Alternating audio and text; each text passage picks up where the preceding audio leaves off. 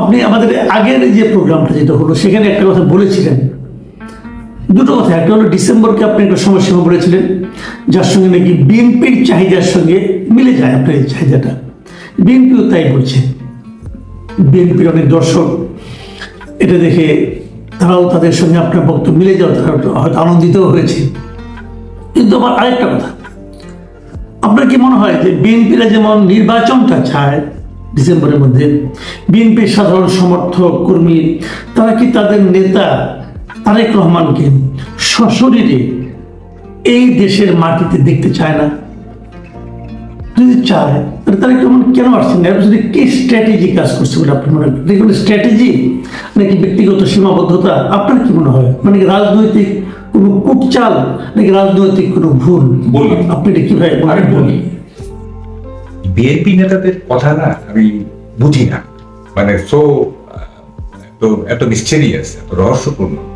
একদিন দুদু ভাইয়ের সাথে আমি বসছিলাম খালেদ মহিউদ্দিনের সঙ্গে, মানে উনিও শেষ পর্যন্ত, যাই হোক ওটা করবো না।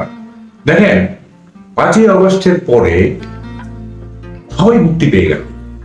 কিরকম?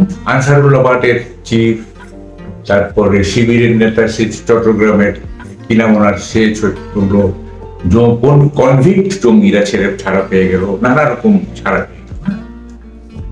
এখন আমি আশা করছিলাম পার্সোনালি যে নেক্সট অ্যাভেলেবল ফ্লাইটের ট্রাভেল ডকুমেন্ট হয়ে গেলে উনি চলে আসবেন।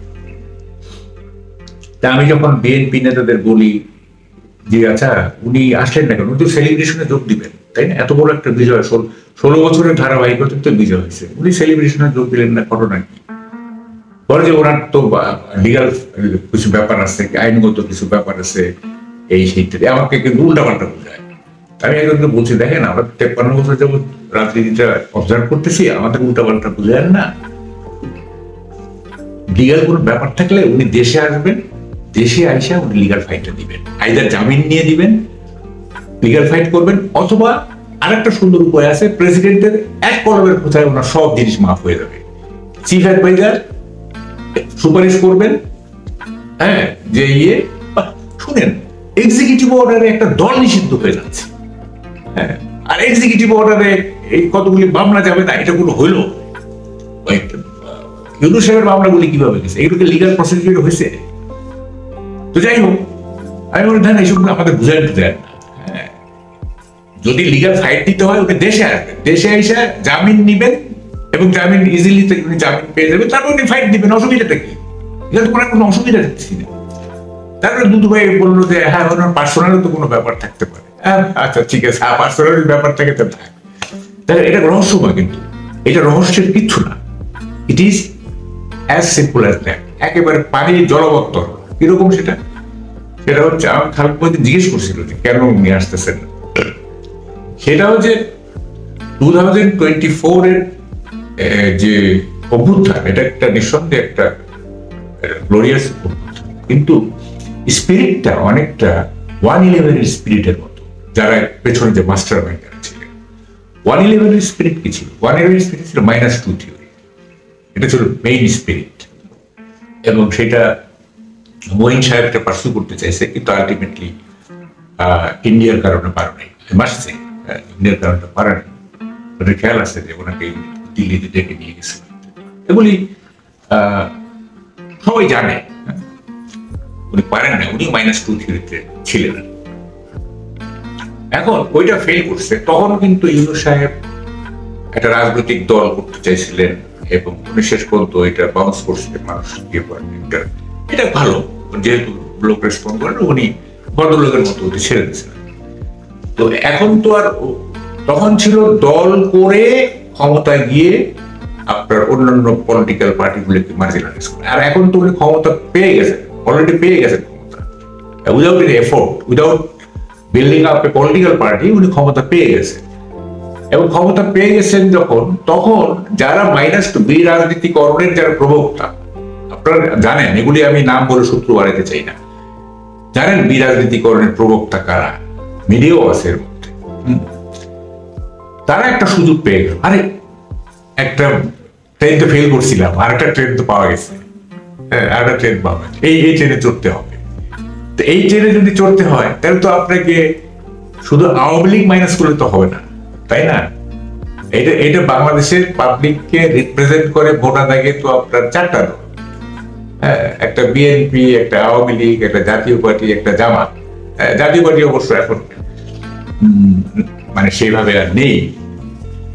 আওয়ামী লীগ কতটা আছে সেইটা মানে যদি গণভোট হয় কিংবা যদি ইলেকশনে তাদের পার্টিসিপেট করতে দেওয়া হইতো তাইলে এটা বোঝা যাইতো। যেহেতু তারা ইলেকশনে পার্টিসিপেট করতে পারবে না যদি মানে বিচারের আগেই ইলেকশন হয়। ইলেকশন কবে হবে আমরা নট শিওর। তো এখন -2 থিওরি কার্যকর করতে গেলে তো আপনাকে আওয়ামী লীগকেও মাইনাস করতে হবে, বিএনপিকেও মাইনাস করতে হবে, দুটো মেজর দল, তাই না?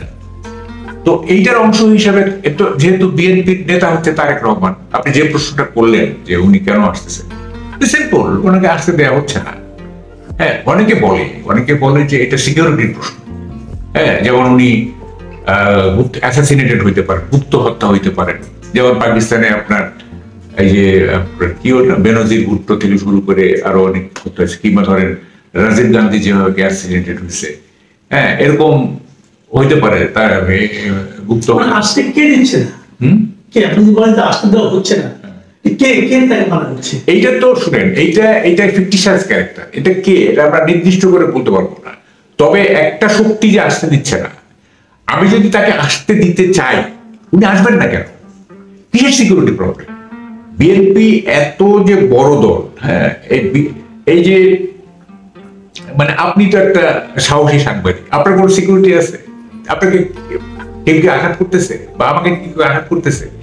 আমাদেরকে যদি আঘাত না করে তাহলে মানে তারেক রহমানের মতো একজন নেতা, বড় নেতা, তাকে মানে গুপ্ত হত্যা হয়ে যাবেন উনি, তাকে হত্যা করবে, এই যুক্তি আমি মানি না।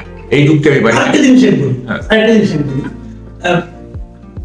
যেমন ধরা যাক, আপনি যেটা বললেন যে -2 ফর্মুলার সঙ্গে যারা ছিল তারাও হয়তো চাইতে পারে, তারা হয়তো সক্রিয়, সেটাও তো সক্রিয়, কিন্তু তারেক রহমান যদি না আসেন তাহলে তো তাদের যে ষড়যন্ত্রটা সেটাই তো বাস্তবায়িত হওয়া সহজ হবে।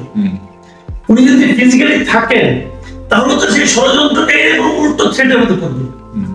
তাহলে উনি না এসে সেই -2 ফর্মুলার বিপক্ষে কি কাজ করছে? এইটা শুনেন, এইটা একটা billion dollar question, rather trillion dollar question. উনি কেন আসতেছেন না? কারণ ধরে উনি যদি অগাস্টের মাসে চলে আসতেন, by the end of August, তাহলে তো হোল নেশন আপনার ওনার গ্রিপে চলে আসতো। Now it is too late. এই চাঁদাবাজি করে এবং কতগুলো অপকর্ম করছে আর কি, এবং রাজনৈতিক ভুল সিদ্ধান্ত এবং এসব চাঁদাবাজি, দখলবাজি করে টোরে ইমেজ এখন মানে half of the image is damaged আমি মনে করি। কিন্তু ওই সময়টা তো তাদের একটা পরিচ্ছন্ন ইমেজ ছিল। Half of the image damage হয়ে গেছে কি কার ইমেজ? মানে দলের ইমেজ, দলের তারেক রহমানের না, দলের ইমেজ। তারেক রহমান বরং কিছু বহিষ্কার করে কিছু করে টোরে কিছুটা রিকভার করার চেষ্টা করছে। এখন কথাটা হলো যে মানে তখন তো অগাস্ট মাসের শেষে যদি উনি আসতেন তাহলে তো পুরো জাতির নেতৃত্ব ওনার হাতে চলে আসতো। হ্যাঁ, 0 আওয়ারে ছাত্রদের হাতে ছিল, 0 আওয়ারে ধরেন যে ছাত্র যারা অথবা মাস্টার মাইন্ড যারা ছিল তাদের হাতে ছিল। কিন্তু এর পর কিছুদিন পর যদি উনি চলে আসতেন তাইলে কিন্তু ওইটা তারেক রহমানের কাছে শিফট করতো, এবং এটা যে শিফট করতো এটা আমরা একটা মানে দিয়ে বুঝাইতে পারি আমরা। যেমন ধরেন বেগম জিয়া যখন লন্ডন থেকে আসলো, আমরা দেখলাম যে এয়ারপোর্টে মানে মানুষের যে ভিড় ঢল, তাই না? তো খালেদা জিয়া তো ফিজিক্যালি নেতৃত্ব দেওয়ার মতো সেভাবে খুব ফিট না, কিন্তু একটা সিম্বল অফ কি বলে ইউনিটি, মানে দলীয় সিম্বল অফ ইউনিটি, সবাই সেখানে গেছে নোয়িং ফুললি যে উনি ওইভাবে নেতৃত্ব দিতে পারে।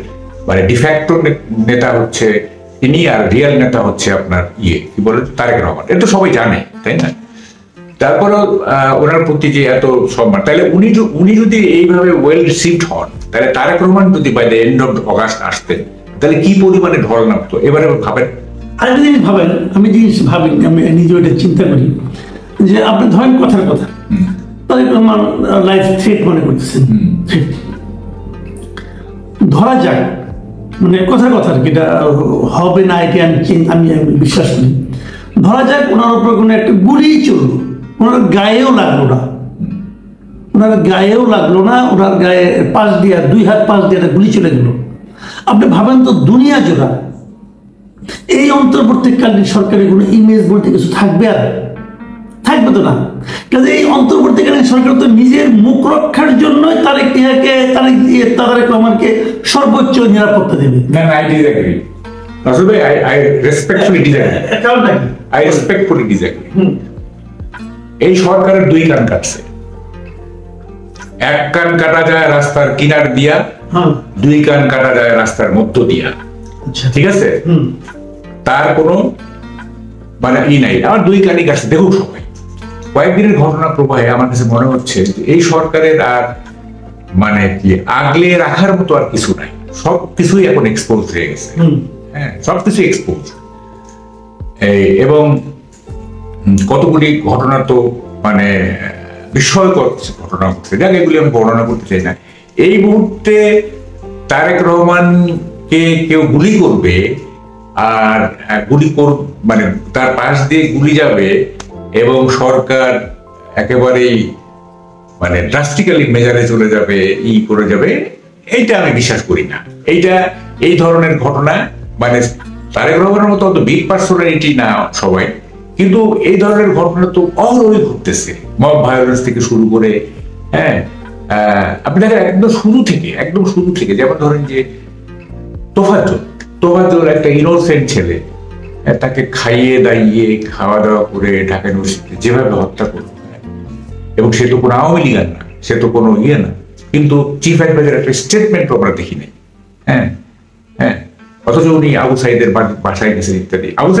আবু সাইদ তার একটা হিরোইক রোল ছিল, কিন্তু তোফাজ্জলের ব্যাপারটা তো মানুষকে ভীষণভাবে নাড়া দিছিল, কিন্তু উনি একটা স্টেটমেন্টও করেন নাই। এবং এরপরে যত ধরনের মব ভায়োলেন্স হচ্ছে, হ্যাঁ, উনি তো কোনো মানে অ্যাকশন নিবেন, উনি স্টেটমেন্ট পর্যন্ত দেন নাই। কারণটা কি না দেওয়ার? হ্যাঁ, আমার তো মনে হচ্ছে যে উনি অ্যালাউ করছেন ইন দি সেন্স, উনি হয়তো, আমি এটা বলে, এটা খুবই নির্মম সত্য আমি বলতে চাই, সেটা হচ্ছে যে উনি হয়তো এরকম ভাবতেছেন যে হ্যাঁ ঠিক আছে, এখানে একটা আলট্রা ইসলামিজম ডেভেলপ করুক ইত্যাদি, তাইলে আমি পশ্চিমাদের বুঝাইতে পারবো যে দেখো এরা হয়ে গেছে, ইলেকশন দিলে এরা ক্ষমতায় আসবে, সুতরাং ইলেকশন আপনারা যদি বলেন ইলেকশন দিব তাহলে দেই, আর যদি না দিতে বলেন দেই, আপনারা কি বলেন। তখন তো পশ্চিমারা বলবে যে আলট্রা ইসলামিস্টরা যদি যে ইলেকশনে আলট্রা ইসলামিস্টরা ক্ষমতায় আসবে সেই নির্বাচন দিবেন কেন, বাদ দেন ইলেকশন। আমার তো কাছে এটা মনে হইতেছে, মানে আমি খুব রুডলি বলতেছি এটা জিনিসটা। না, আপনি খুব রুডলি বলেন। প্রিয় দর্শক, আমরা অনুষ্ঠান এখানে শেষ করবো, আমাদের সময় ফুরিয়ে এসেছে। এবং আমার মনে হয় যে জনাব মাহবুব কামাল যে কথাগুলি বললেন, এটাও আতঙ্কিত হওয়ার মতোই, যে আমরা তো অন্যরকম ভেবেছিলাম, আমরা তো এই সরকারের কাছে একটা শান্তিপূর্ণ ক্ষমতা হস্তান্তরের একটা অধ্যায় তারা রচনা করবেন এটা চেয়েছিলাম। কিন্তু এখন যদি যা দেখছি এবং যে সমস্ত ইঙ্গিত পাচ্ছি, এটা তো আমার কাছে খুব সুবিধা মনে হচ্ছে না। আপনারা ভাবুন, আপনারা মতামত লিখুন, আপনাদের মতামত নিয়ে আগামী আমরা কথা বলবো। এখন এই পর্যন্তই। মাহবুব কামাল ভাই, আপনাকে অনেক ধন্যবাদ। প্রিয় দর্শক, আপনাদেরকে অনেক ধন্যবাদ অনুষ্ঠান শোনার জন্য। আল্লাহ হাফেজ।